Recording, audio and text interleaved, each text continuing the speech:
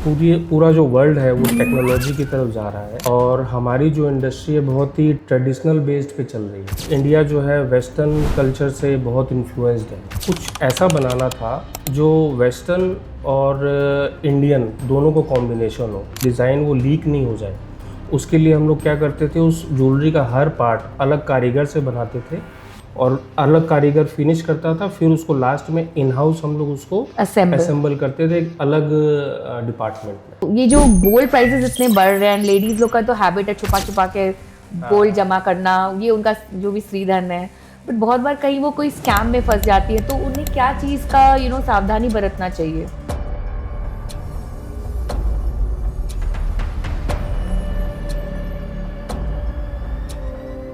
Welcome to the Tripti Gupta podcast, where we decode journey, legacy, leadership, and power behind successful brands. He is representing Mahabir Danwar Jewelers brand, a fourth-generation legacy brand which has adorned more than 10,000 brides since 1970. A brand run by four brothers under the guidance of their father. He is Mr. Sandeep Danwar, today representing the face of Mahabir Danwar Jewelers family. Please welcome Mr. Sandeep Danwar. Welcome Sandeep ji. Thank you Tripti ji for inviting me to your podcast. मैं मेरी company Mahavir Danwar jewellers को represent करना और आपके podcast में आने के लिए अपने आप को बहुत ही लकी समझ रहा हूँ। Thank you so much.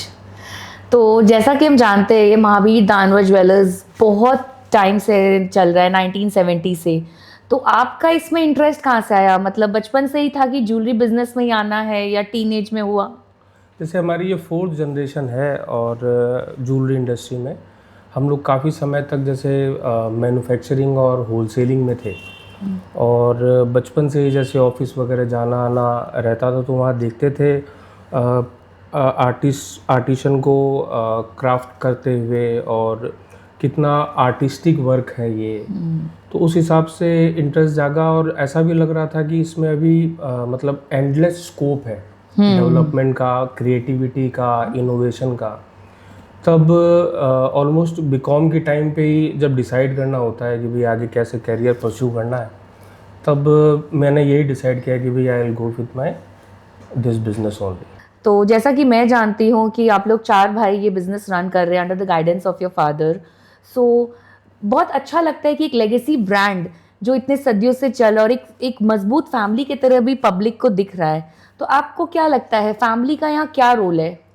Family का रोल ऐसा है, जैसे मेरे फोर फादर ने जैसे स्टार्ट किया था बिज़नेस, तो आज भी कैलकाटा की बहुत रिनाउंड फैमिली है। आज भी वो लोग वैसे ही चल रहे हैं और उस समय भी उनका बहुत अच्छा वो था, ऑरा था। तो उस फैमिली में जैसे उनकी फोर्थ जनरेशन, थर्ड जनरेशन और हमारी फोर्थ या थर्ड जनरेशन आज भी काम करती है, वो आज भी हमारे क्लाइंट है। तो हम लोगों ने जैसे अपने क्लाइंट को बहुत ही अच्छी सर्विस दी है विथ ट्रस्ट और ट्रांसपेरेंसी के साथ। करेक्ट। तो आज भी हम लोग उनसे वैसे ही कनेक्टेड है।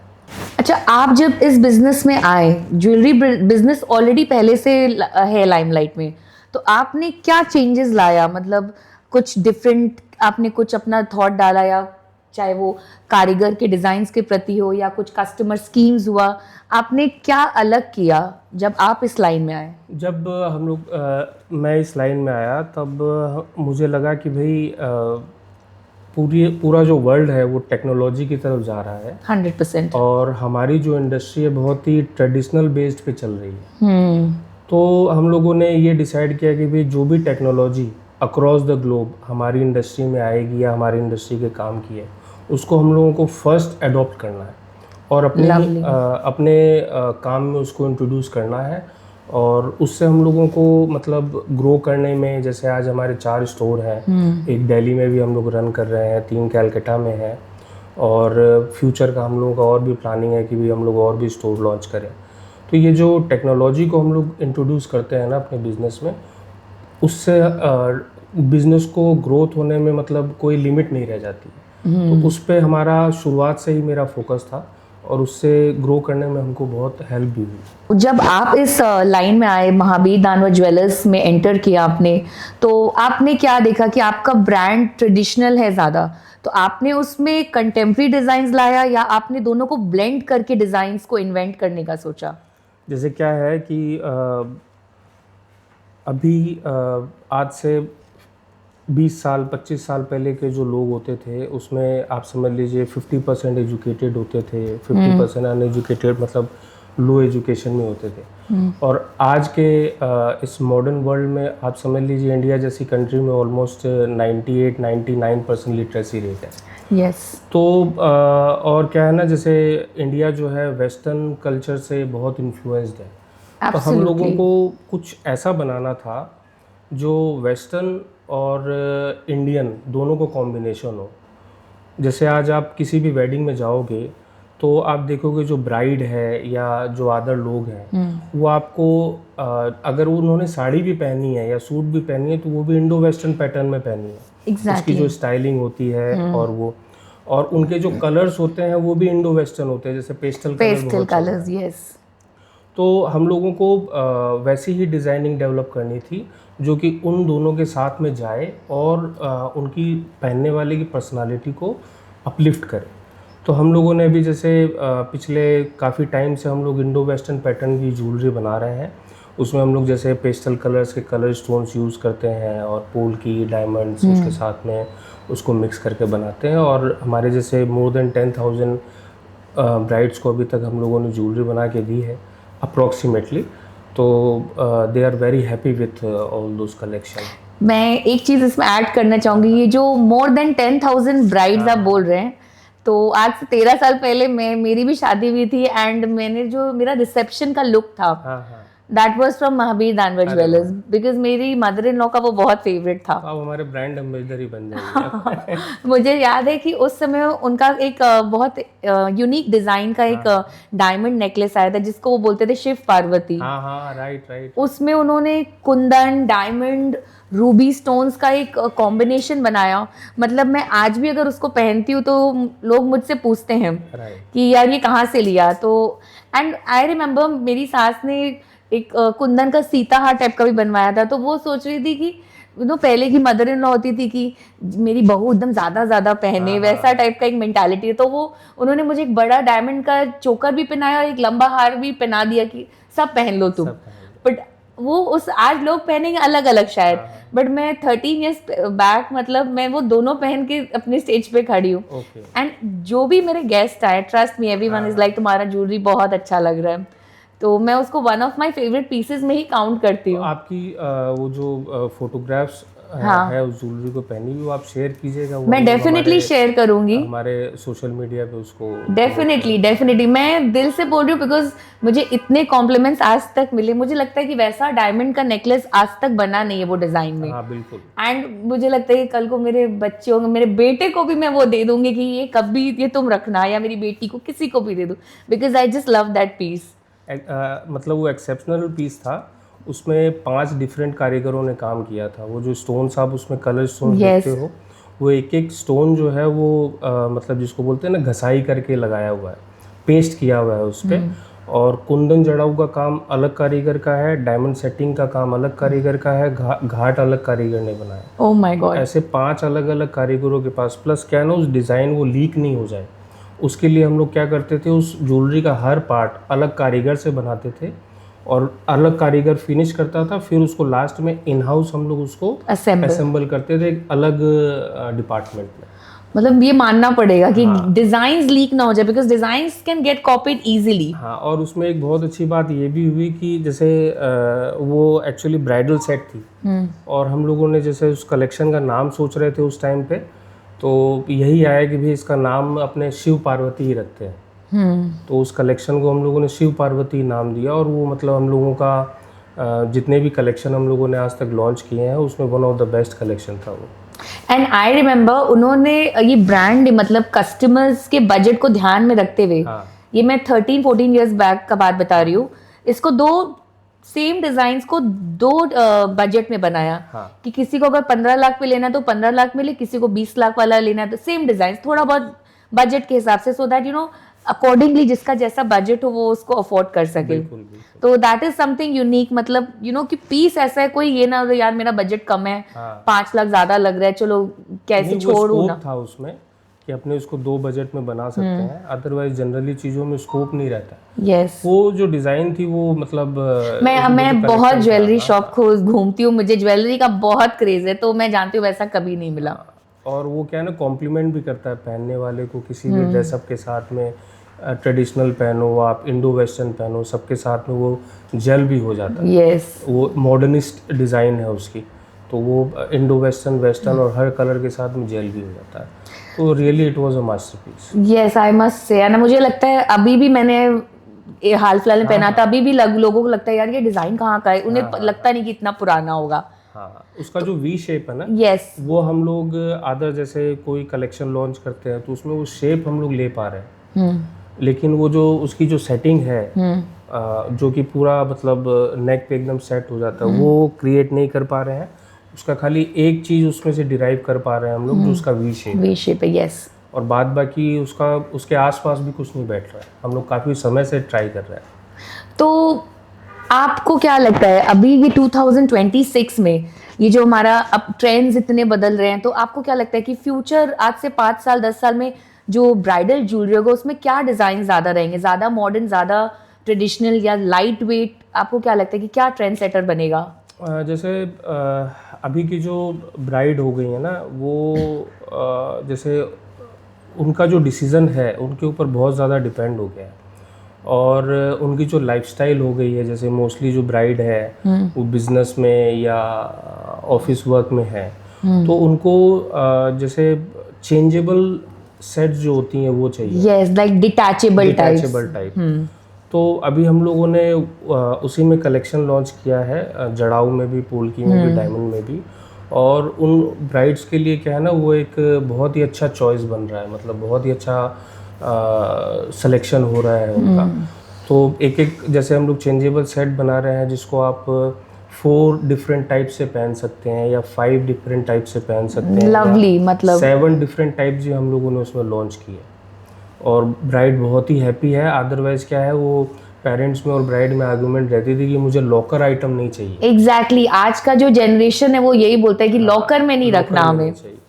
तो अभी जैसे हमारे क्लाइंट हैं, उनका मतलब अच्छा बजट था और अच्छा सारा सब कुछ उनको करना था, लेकिन बच्चे जो है वो यूएस में रहने वाले थे, तो वो बोले कि भाई हम चेंजेबल भी ले लेंगे तो इतना हमारे वहाँ काम नहीं आएगा, क्योंकि ये जो डिज़ाइंस है ना ये वहाँ नहीं चलेगी। एग्जैक्टली। तो हम लोगों ने जैसे उनके अकॉर्डिंगली डिज़ाइनर से डिज़ाइन करवाया, गोल्ड में भी, डायमंड्स के साथ भी, जड़ाऊ में भी, एंटीक में भी, जिसमें से आप समझ लो उनको खुद को ऐसा लगा कि भाई ये जो डायमंड ज्वेलरी है और ये जो गोल्ड ज्वेलरी है, इन्होंने जो डिटैचेबल अपग्रेड किया है, ये हमारे वहाँ भी काम आ जाएगी। तो उस हिसाब से उसका सिलेक्शन उन्होंने कर लिया ताकि भाई हम वहाँ भी पहन सकेंगे। ये मतलब सिर्फ यूएस के लोगों नहीं है, मैंने देखा है कैलकाटा में एक ज्वेलरी का ट्रेंड है। कैलकाटा में लोग थोड़ा भरा भरा पहनते हैं, हाँ।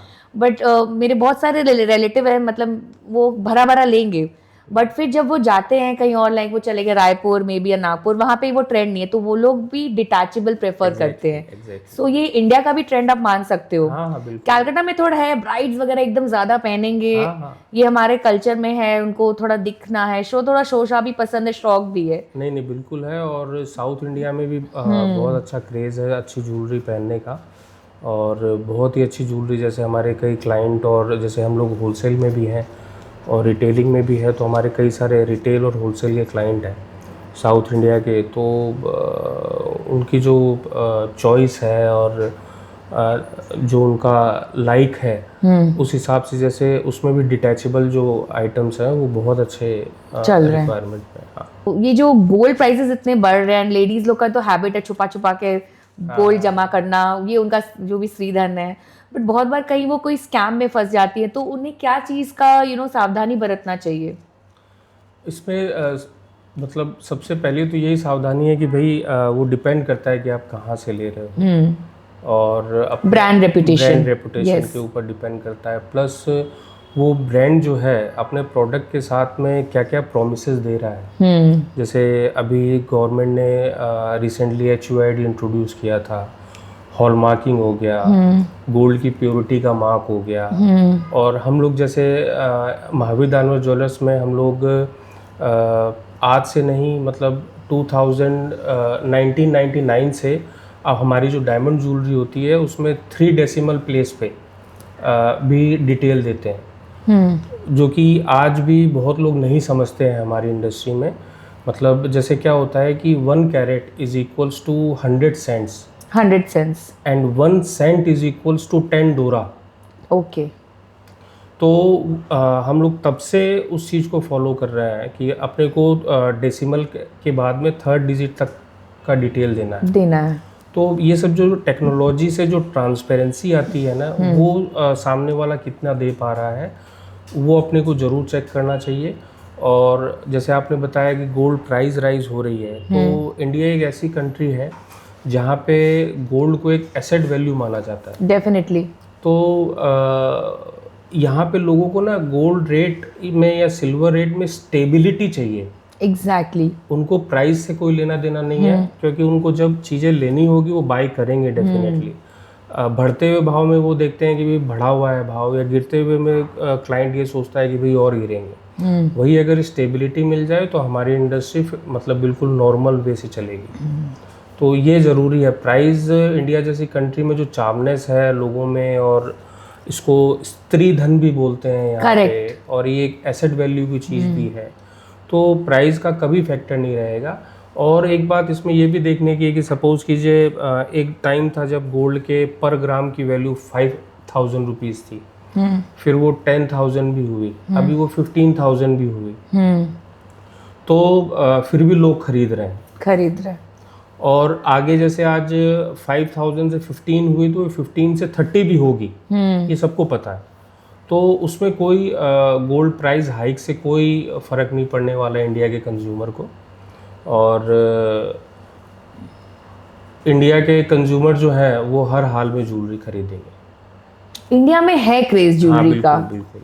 मतलब जितना भी इन्वेस्टमेंट वगैरह तो ठीक है, औरतें तो मतलब लेंगी ही लेंगी, चाहे दाम आज बड़ा हो कम हो, बट ज्वेलरी तो हमेशा मतलब ट्रेंड में रहेगा। कपड़े में थोड़ा भले कम खर्च को, but jewellery as a investment बोलिए या कुछ भी बोलिए, वो लोग उनका ध्यान रहता है। कपड़ा एक्चुअली में नेसेसिटी की चीज है और ज्वेलरी लग्जरी। एग्जैक्टली।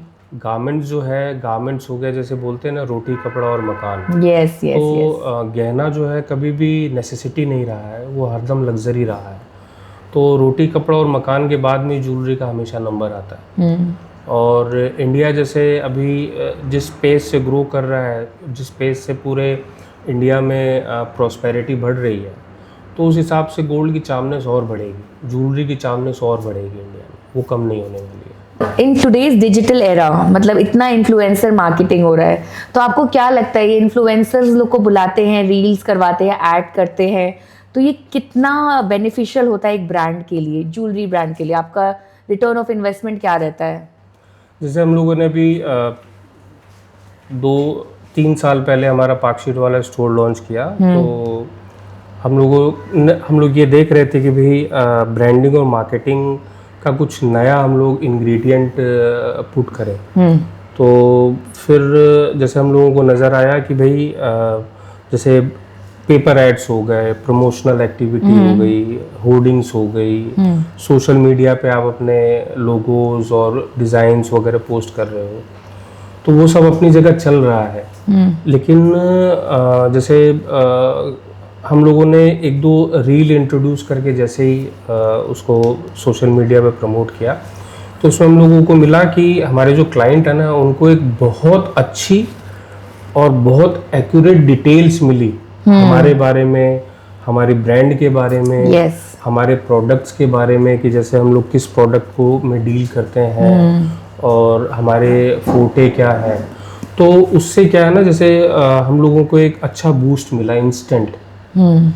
और मतलब जैसे हम लोग और डिटेल में बता सकते हैं to an number of customers. मतलब एक पोर्टल से अगर हमको अपनी ब्रांड के बारे में, प्रोडक्ट के बारे में अगर फुल डिटेल एक्सपोर्ट करनी है, तो उसके लिए जो इन्फ्लुएंसर है उससे बेस्ट मोड ऑफ कम्युनिकेशन आज की डेट में तो वर्ल्ड में नहीं है। तो आप लोग जब ये ज्वेलरी प्रमोशन के लिए इन्फ्लुएंसर्स खोजते हो तो आपके मन में क्या क्राइटेरिया रहता है?